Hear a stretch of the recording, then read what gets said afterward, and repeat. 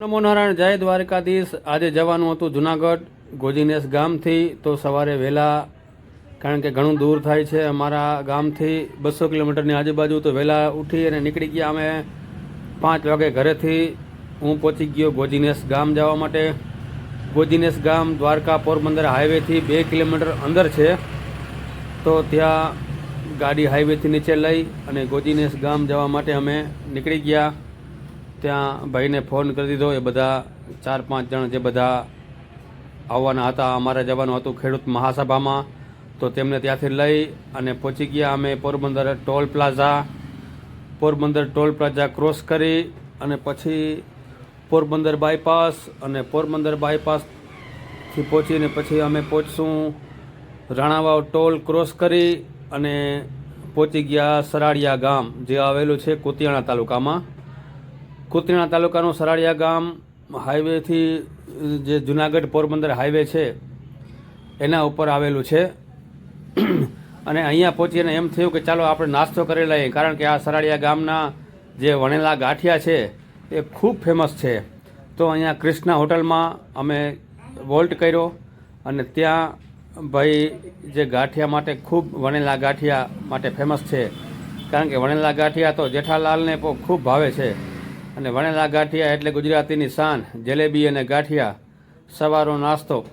અને આ ભાઈ કંઈક સ્ટાઇલ પણ યુનિક હતી, એકદમ ગરમા ગરમ તવામાં જે હાથ નાખી અને બહાર કાઢે છે, જારાનો ઉપયોગ ઓછો કરે છે અને પોતાના હાથથી જ એ બહાર કાઢે છે। એ પણ એક જોવું, એક લાવો છે। આપ જોશો તો આપને પણ એમ થશે કે ખરેખર આ એમની એક કળા છે। ગરમ ગરમ તેલમાં હાથ નાખી અને પછી જ એ બહાર કાઢે છે। જોઈ લ્યો, આપ જોઈ શકો છો, જોઈ લ્યો, આ જો આમ ગરમ ગરમ ઉકળતા તેલમાં હાથ નાખી અને ગાંઠિયા બહાર કાઢે છે। અહીંયા નાસ્તો કરી અને પછી અમે નીકળી ગયા જુનાગઢ જવા માટે આગળ।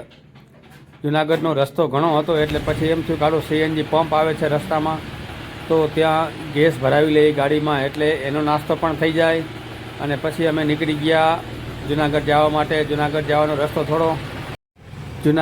રસ્તો થોડો ખરાબ હતો, કારણ કે સ્ટેટ હાઈવે છે અને અહીંયા ચોમાસામાં પાણી બહુ ભરાય છે।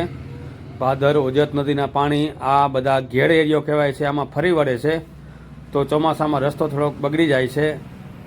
અને કંઈક સવારનો પહોર હતો, આપ જોઈ શકો છો, કુદરતી નજારો, ભગવાન સૂર્યનારાયણનો ઉદય થાય છે, અને આ નજારો કંઈક ઓર છે।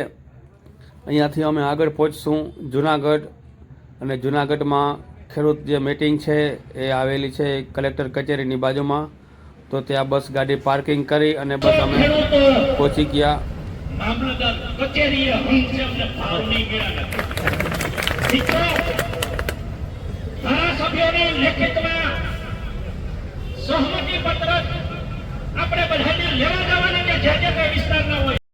નીકળી અને પાછા ઘરે આવતા અમારે નાઇટ થઈ ગઈ હતી, એટલે ગોજીનેસ ગામમાં પાછા જે ભાઈઓ હતો એમને મૂકી અને પહોંચી ગયા ઘરે। તો આ વિડીયો આપણને કેવો લાગ્યો ચોક્કસથી જણાવજો, અને અમારી ચેનલને લાઇક કરજો અને સબસ્ક્રાઈબ કરજો, જેથી કરીને આવા વિડીયો આપણને મળતા રહે। જય દ્વારકાધીશ, જય માતાજી।